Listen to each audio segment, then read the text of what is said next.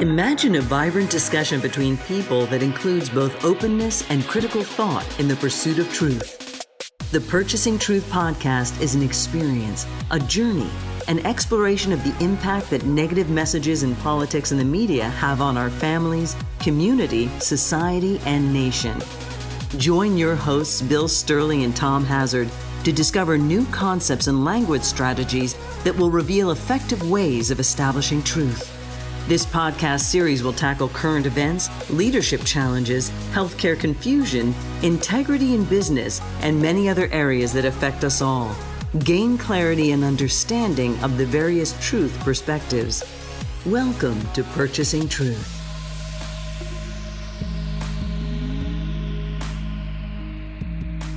Welcome back to Purchasing Truth. I'm Tom Hazard with your host, Bill Stierle. And, you know, Bill, there are many things happening in our country right now that certainly make me question if America really cares about truth or is going to care about truth. Yeah, for sure. There's a lot to discuss about this, and it's very unsettling. Yeah. I think the biggest trouble with what America is stepping into is what values would we like to be at the top of the list? You know, yeah, everybody wants to feel good about the thing they're doing, what they're up to, the country, what the country is, their sports teams, their local communities. I feel proud about. I feel inspired about. And so we tell ourselves a positive narrative story. Even though we know that there's mistakes, we tend to not want to talk about or deal with or even face the mistakes that we make. And that is where two really important values of ours really kind of go under the bus. And those values are integrity and accountability. Both in business and in government, we need to communicate better about what integrity is going to look like and communicate better about accountability. That accountability is actually more even than it is, because right now accountability is clearly not even. And there's multiple examples about how it's not even. So, for example, if I'm a business and I have been making a product, and as I'm making this product, it's discovered that the pollutant or the solvent that I'm using all of a sudden has damaging to the environment. Well, what am I going to do with that solvent? Well, then all of a sudden I got to get rid of it. Then I've got to pay for getting rid of a solvent that it used to be used as a part of my manufacturing. And I now have to get rid of it. And it's going to cost me a lot of money to get rid of it. And so I dump it over here and then I dump it over there. And then all of a sudden it becomes a Superfund site because the company doesn't have enough money to pay for it. They'd rather pay the fines at a lower rate rather than paying how much money it would cost to clean up the thing that they meant. The need for integrity and accountability become very difficult when it's a financial security piece. And how does the society carry the burden of that? Is the government steps in and says, well, we're going to take a little bit of money from everybody in taxes to help this company out, even though they made this product. And we're going to help them clean it up in a Superfund account, not just leave it there to pollute the environment or pollute the land that we have. Now, some companies, the need for integrity and accountability versus financial security means they put the barrels of DDT and they drag them out into the middle of the ocean. They just throw these barrels of DDT off into the Santa Monica Bay or into the deep well of Santa Monica. And then after 40 years or 50 years, they start decaying those things. And then all of a sudden it's like, how do you clean up this mess that has been dumped into the ocean? So again, accountability, integrity are, and there's nobody around to fix it. No one around to pay for it. And then who's going to do it now? Well, I don't want to do it now. Well, it's kind of something that we didn't regulate or we didn't moderate in the past. So now it becomes a really huge problem. So both in business and in government, there's a very big trouble with truth, because you have to like stare truth down a bit and go like, yep, that was us, that was on us. And oh, by the way, if we were to fix this, if we were to clean it up, if we were to do something about it, it would bankrupt us and all these people would be unemployed, or it would cause this company to shut down. And I'd rather protect the company and protect the brand name than to clean it up and do what I need to do. So this is why will America care about truth again is important, because then when you start telling the truth, then you've got to do things like integrity, which is hard, and accountability, which is hard. And some people are having a hard time with truth because they don't want to do accountability and they don't want to do integrity. They don't want to do that. So again, it's very, very, very difficult to take a look at. We see this in so many different areas of our society. I think we saw it in Wall Street with the 2008 financial crisis, where you had these big firms that were, responsible for getting us into that crisis, selling the mortgage-backed securities that were, loans that they had terms and gave to people they shouldn't have given them. And then when it came down to being accountable for that, it didn't happen. Nobody on Wall Street was held to any standard of integrity, or investigation, even that you did this and, you're going to be responsible. All we were told is kind of like you were saying, if these big companies go bankrupt, it's going to bring down the whole financial system. Therefore, the government needs to bail them out. But there was no accountability. I think one person, one single person was charged with a crime during that whole thing. And many people are saying we're headed back down that same path again. So clearly, there is not a sense of integrity or accountability that's happening. And we're seeing it in more ways very recently in our government with our politicians and some of the things that are going on regarding truth, integrity, and accountability.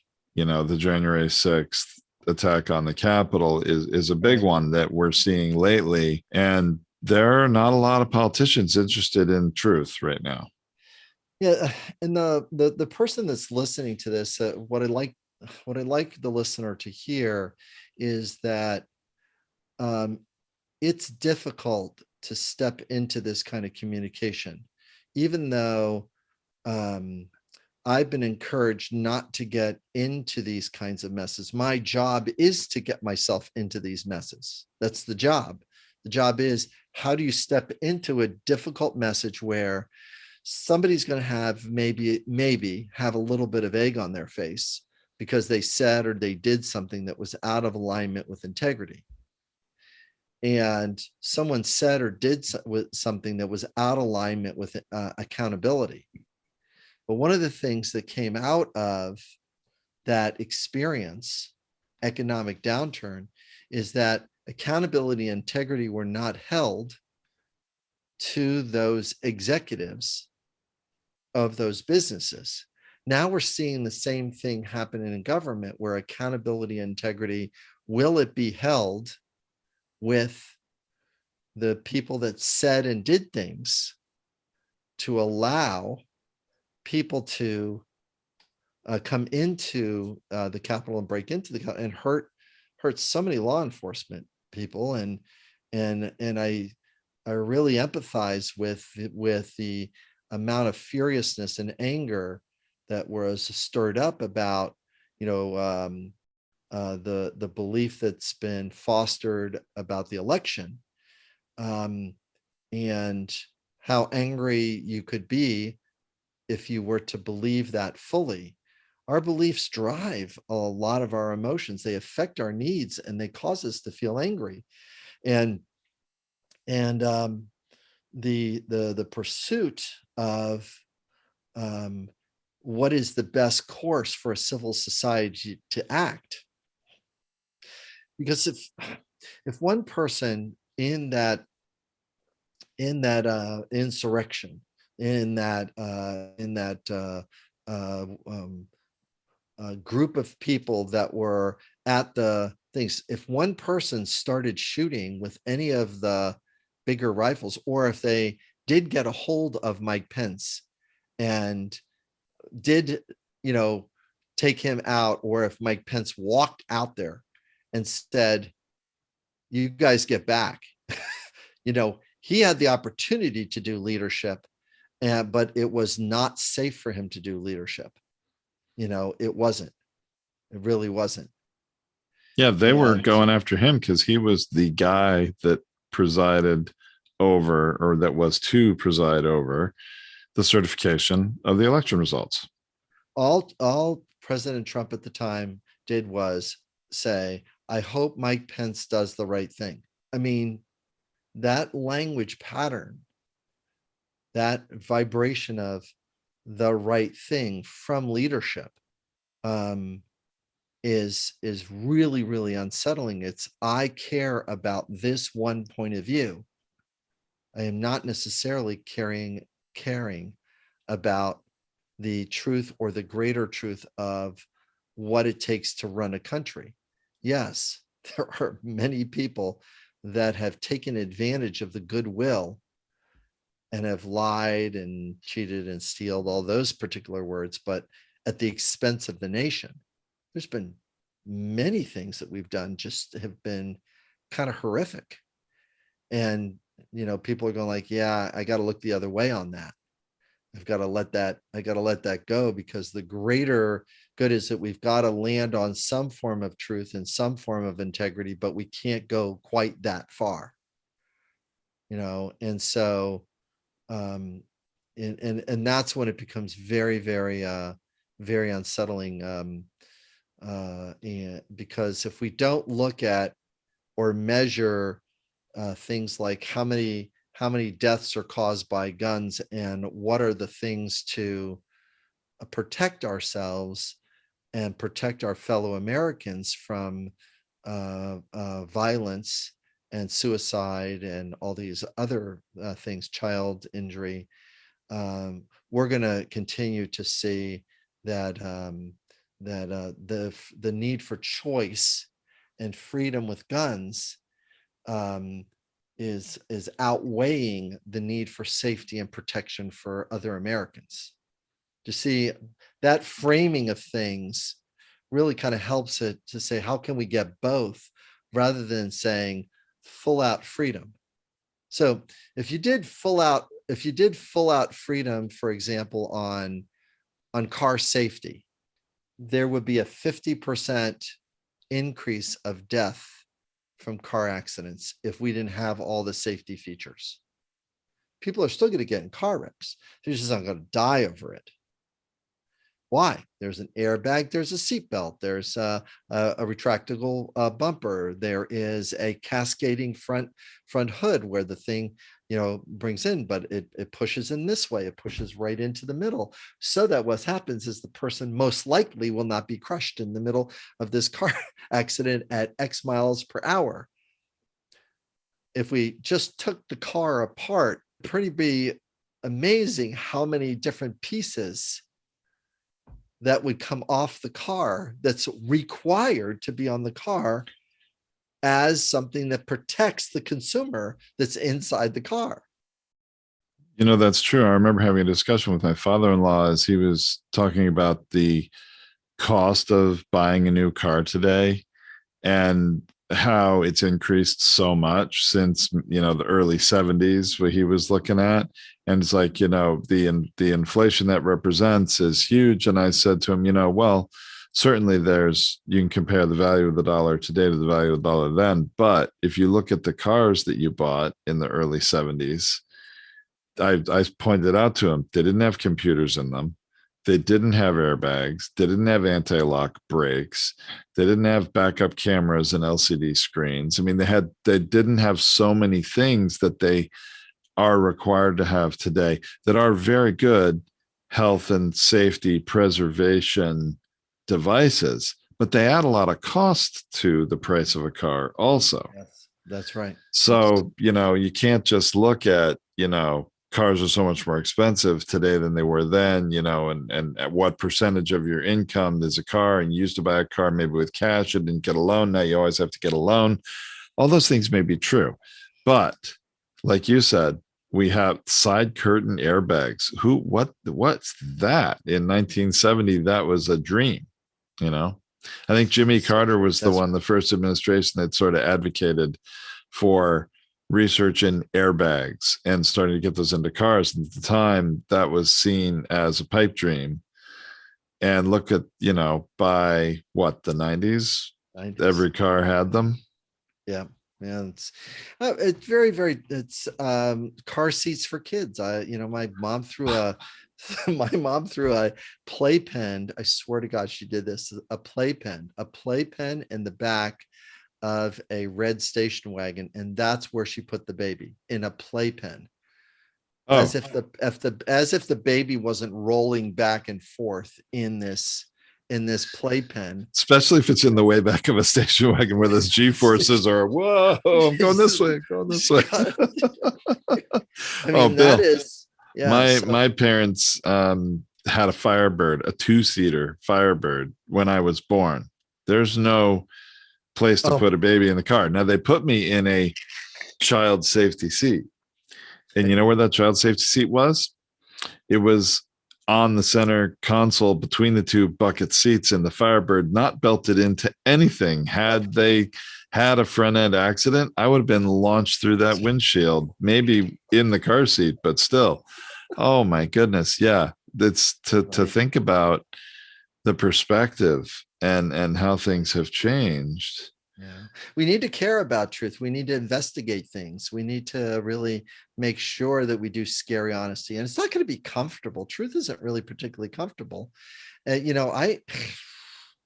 of the things that I used to believe in, I'm just going like, wow, boy, I was really taken by. I bought the, it might have been the cigarette propaganda that was, but it's not that bad.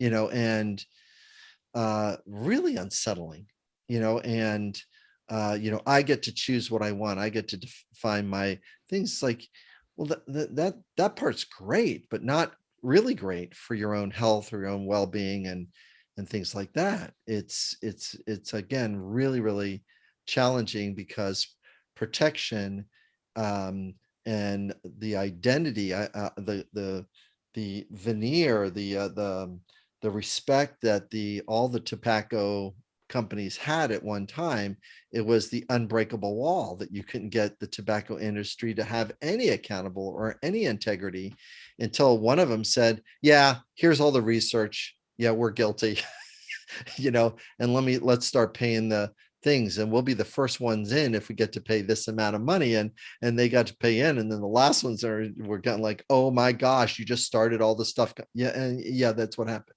And then all of those various different economies of that product or that service did not go well. And it's very difficult for a CEO or a business owner to take that level of accountability and truth when they're going to go like, well, this is what's going to do to my shareholders, or this is what's going to do. It's like, it's very interesting. I'm remembering now another, I think another good analogy to bring into this discussion about truth in business like that. And maybe we could do that before we get into, anything in our government, because I know that can tend to be divisive. But do you remember back around 2000, late 90s, this vehicle called the EV1 that GM put out? And because in California, we had most of them, I think, right? Yeah, we had a bunch of them. Yeah. And, GM, because of the state of California, was encouraged to create vehicles that didn't pollute the environment. I mean, if you lived in California in the 80s or 90s, there was a whole lot more smog in our skies and a lot more unhealthy air days that they would announce on the news. And in high school, we wouldn't go out for PE because of the smog alert, right?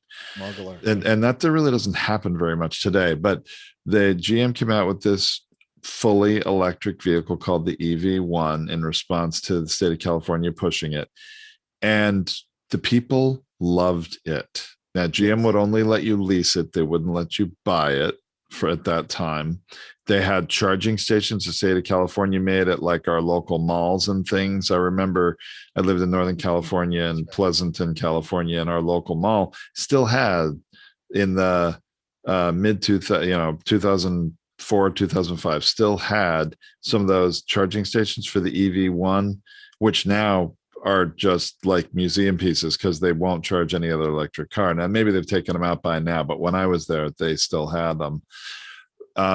These charging stations were built so people could charge their EV1s. And the oil industry conspired with the auto industry to kill the electric car at that time. And there's a very interesting documentary called Who Killed the Electric Car that really goes into this in detail. It was, the truth around electric cars was being purchased away by the fossil fuel industry and by the auto industry. But now today, fast forward 20 plus years, right. Electric cars are real. They're here. And in fact, now just recently, I think this last week, Ford announced they're coming out with an electric Ford F-150 truck, which looks amazing in terms of, its technical capabilities, its specifications, as well as its appearance. Yes. Did you know, Bill, that vehicle is the number one selling vehicle in the United States, representing $42 billion worth of automobile sales? One vehicle, the Ford F-150 truck. It is. Really? Yeah, I read all about this. It is fascinating. And so if that vehicle goes electric, which it's now going, right, passenger vehicles, even trucks, we're reaching a tipping point where the truth is undeniable, and we're going to see the auto industry shift, and more importantly, the fossil fuel industry is going to wane and be a lot less relevant and not going to be in the same kind of a growth mode it's been in for 100 years. Right. So it's some interesting things around truth there that are illuminating. And we always say in America, we vote with our wallets. The consumer is going to vote on this and is voting on electric cars. And I think going in that direction, which is interesting. But we don't have the same kind of relationship with truth in our current politics and government, do we? Yeah. The hard part about the in the government space is that the politician can say something and it might be true for them, but then they realize that they need to change their point of view somewhere. So for example, if Barack Obama gets elected and doesn't do anything about the gay marriage, he says, no, I'm not for that. But then during his second term, well, I am for that.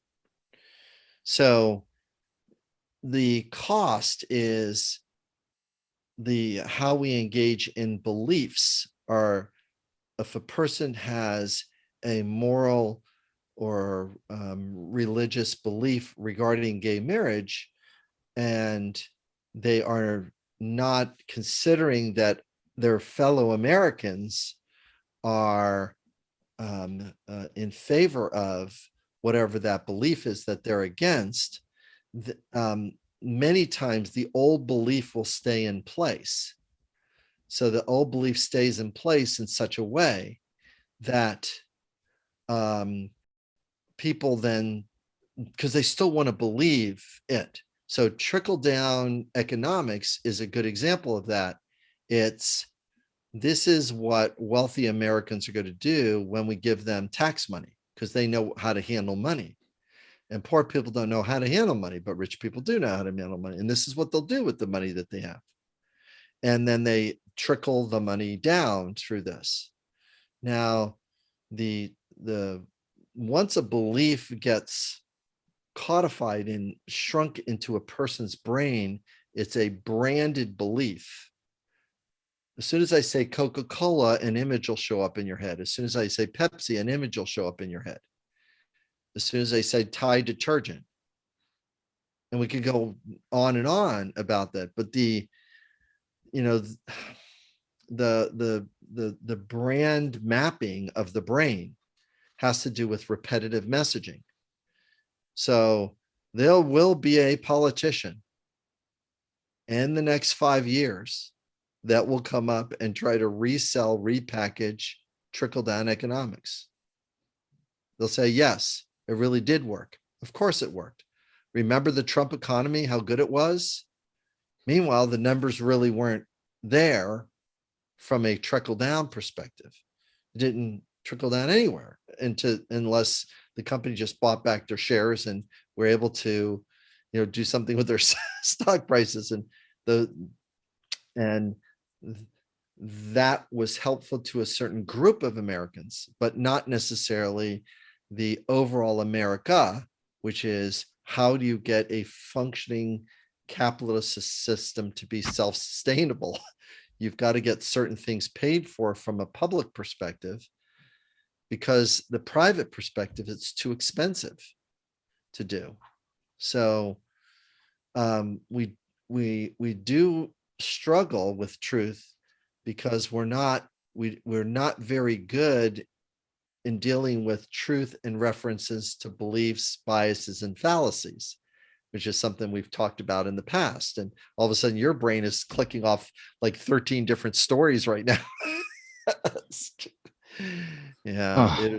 Well, and it's not just the stories. I mean, the relationship that our politicians have with truth is not healthy. It isn't really, they're not interested in truth. They're interested, it seems, in identity, and other values that are not truth. I mean, if you take, for instance, this whole, January 6th attack on the Capitol, and, this was one of the watershed moments of our country's history where nothing like this had ever happened before. And it's very scary. And after that, there was probably the most bipartisan call for, hey, we need to have an investigation, just like the 9/11 Commission. But then you have people like Representative Andrew Clyde from Georgia, who was having to barricade the door in the House chamber during the insurrection, right, coming out this past week and saying that he compared the protesters, the insurrectionists on that day at the Capitol, what they were doing to a normal tourist visit. He called it a normal tourist visit. And truth is being purchased away from what happened here by many members of Congress, to the point which they don't even want to really find out what really happened if they think it's going to hurt their team. Yeah. And that is really, we can't even agree in the truth of what took place. Yeah. It's kind of likened to, I'm just all of a sudden a story came back into my mind about a Major League Baseball game that two fan groups were they got in a fight in a parking lot. It was in Los Angeles, Dodger Stadium, and the two groups of fans, and somebody died over it.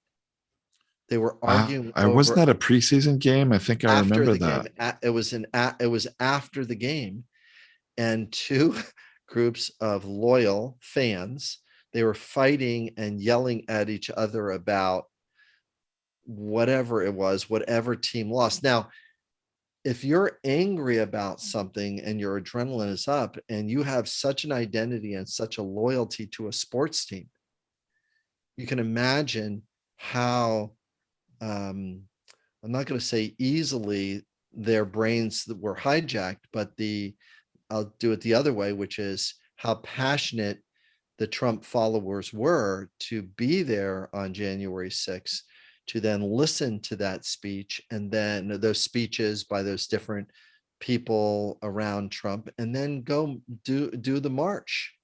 It's literally, it was like saying to the sports team, listen, we know where the referees' houses are, and you go and take it out on the referee, because the referee is making the wrong call and you got to prevent them from making the wrong call.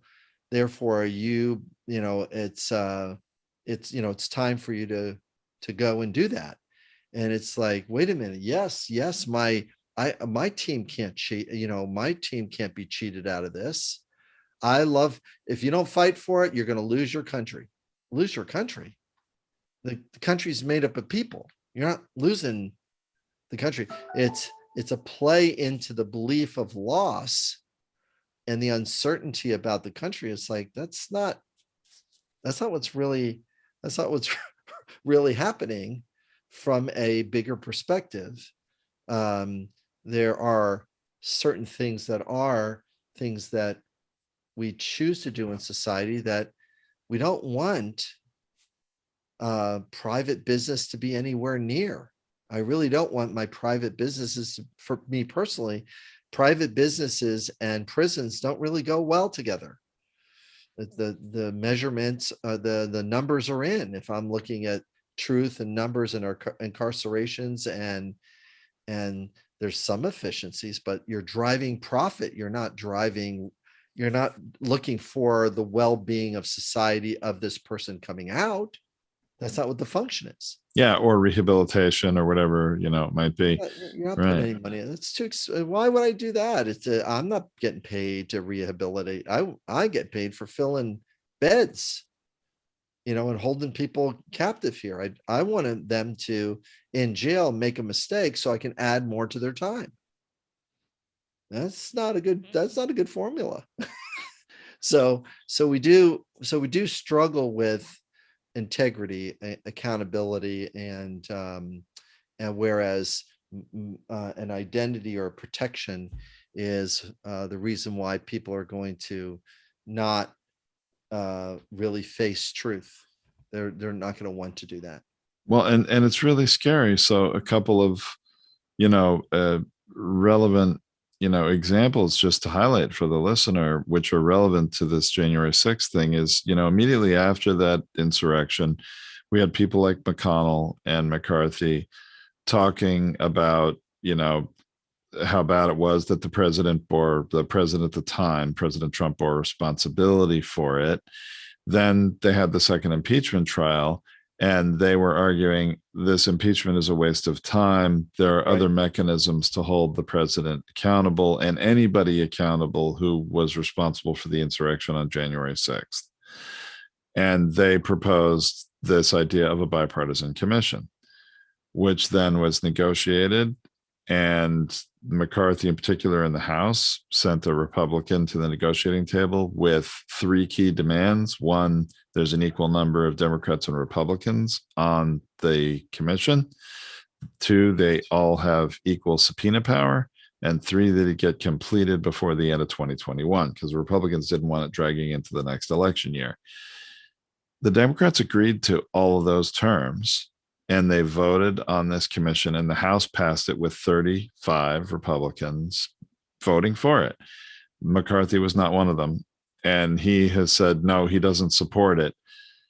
And now coming up with other reasons why he didn't support it. So not having the integrity of, hey, this is what we as Republicans want if we're going to agree to a bipartisan commission. Okay, you get that. Now you don't want the commission. Probably because you don't want the light of day to be really shed on everything that was behind the insurrection, or, don't want the full truth to come out about it. And, McConnell did the same thing. He's saying he's not going to back it, even though he's the one that said, well, there are other means to hold the president accountable or anybody accountable. Well, Right. this lack of integrity and and lack of interest in the truth is really scary for our country. See, a human being can hold two truths at the same time. The two truths that can be completely opposite of each other.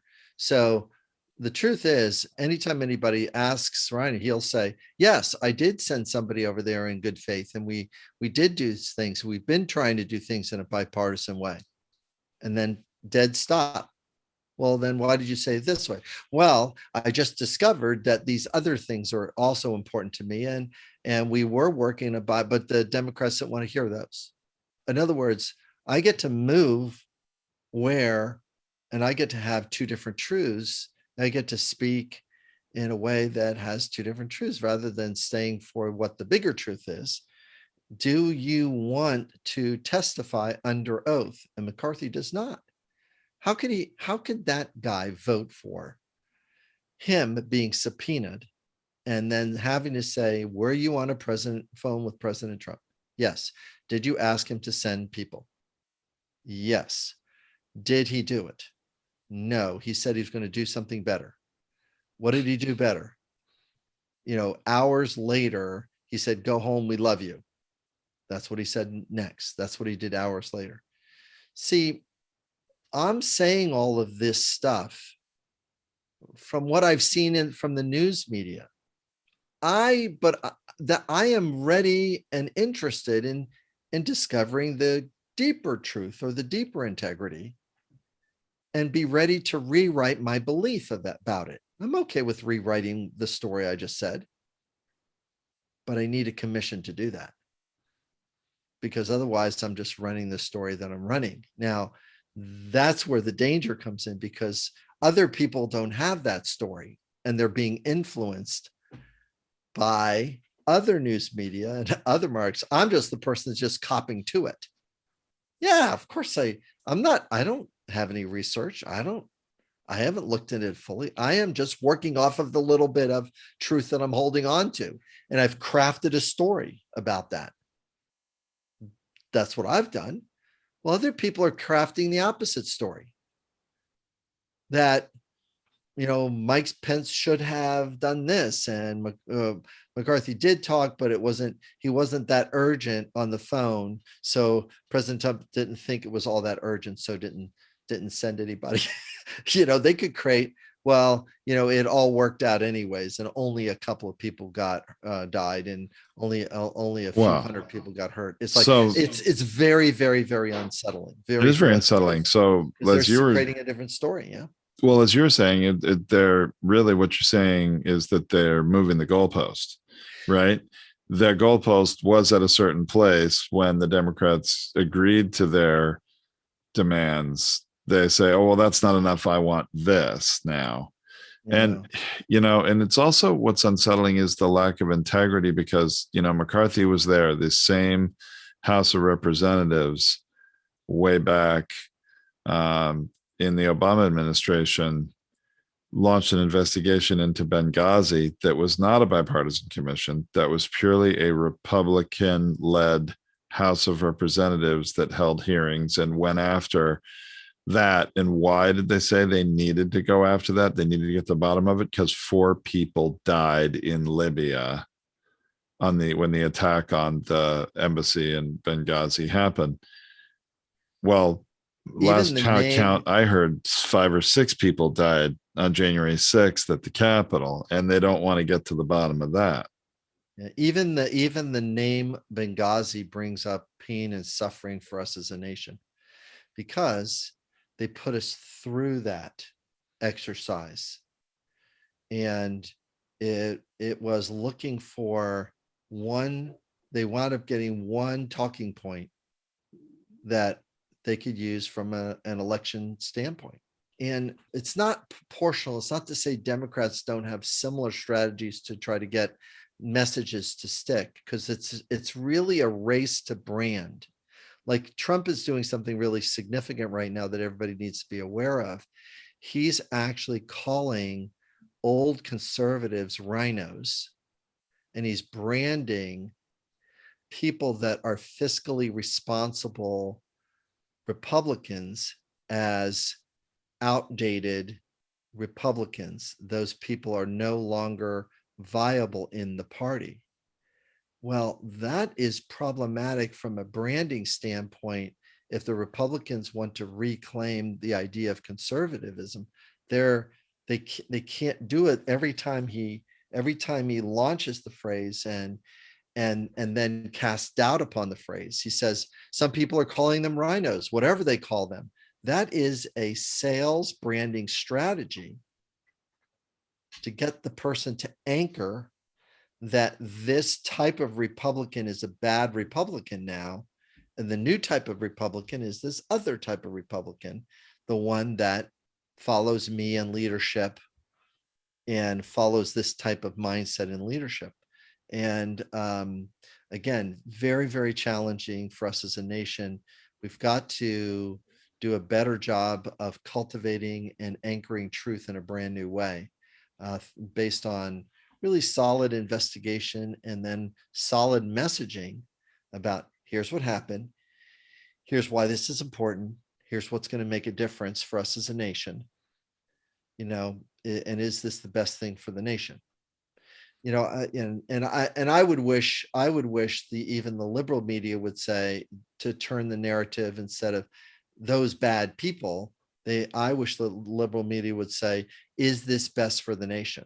That's what I would like them to do.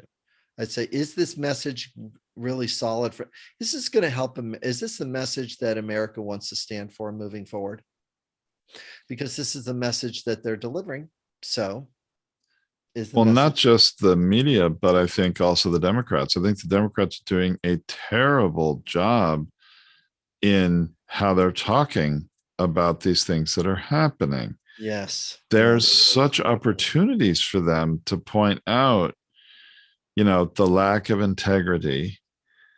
And as you say, is this best for the nation? I mean, my goodness, if there was ever a slow pitch softball served up to the Democrats, it's happened this past week with negotiating in bad faith on what it's been at the end of the day, moving the goalpost on the commission for January 6th, among other things. Yeah. So an empathetic sentence would have been like this, because having empathy and compassion to really help us reclaim truth is kind of a big part of this this show. Is an empathetic sentence might be, it sounds like it's called state the obvious. State the obvious. It looks like Speaker McCarthy said this and sent this person, and here's what the agreement was. And we feel appreciative and have gratitude that these are the things that we're offering. It was a great step in his direction to be able to take a step. Regrettably, he might be feeling torn because another part of his constituents are really struggling with cooperation and collaboration. And he also needs to deliver a different message. So regrettably, he's giving his voters two different messages so he can cover his bases. We would really like to find out what truth would look like. So we're kind of hoping that he would go along with the first agreement, but it doesn't seem like that, because he's really giving another message to the other part of his voters that don't like the message of cooperation. Now, all of a sudden, what happens is from the Democrat, you're actually communicating as a statesman. You're not communicating as a politician. You're saying, great job. I'm acknowledging McCarthy for taking the step. I'm acknowledging the person for being in the room. I'm acknowledging the person to make agreements. But clearly, they and their party are trying to message in two different directions so that they can be safe, so that they can get marketing and messaging to a diverse group inside their party. It's calling them on their strategy in a compassionate way. They're not interested in cooperation, collaboration, because they're more interested in protection and identity politics. It's very troublesome, because if we're not seeing communication done that way, and Tom, we're going to get pushback from, hey, you guys are picking a side. It's like, no, we're trying to pick messaging. I know we're poking a stick on messaging. It's just so easy, really. More of the examples, and we have called out the Democrats on things in the past, and we will continue to. I am interested, quite honestly, in truth and integrity. And if there's a problem on the left side, I'm going to point that one out too. It's because it's dangerous for us when, as a nation, we can't come together and agree on truth over something. Look, each side's going to spin something their way. After any presidential debate, each side is going to spin it and say, oh, he won, or she won, or whatever, right? But this is more than that. This is, insurrection of our capital. That this was such a jaw-dropping moment in our history. Yes. And it is very troubling for our future.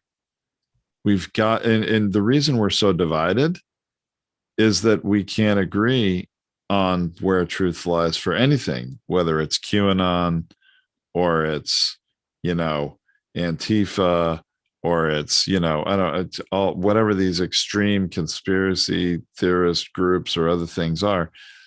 If we can't agree on truth, it's very hard to move forward as a nation. It's very, very hard to do that. And I feel a general sense of confidence that there are things that both businesses and governments hide from the public. A lot of confidence that there's some business, and somewhere there's some government where something I don't like has been hidden from me. And it might have been in the best interest of the government, of the country, or of the society to do that hiding, because the beliefs were too fragile to actually go in and go through.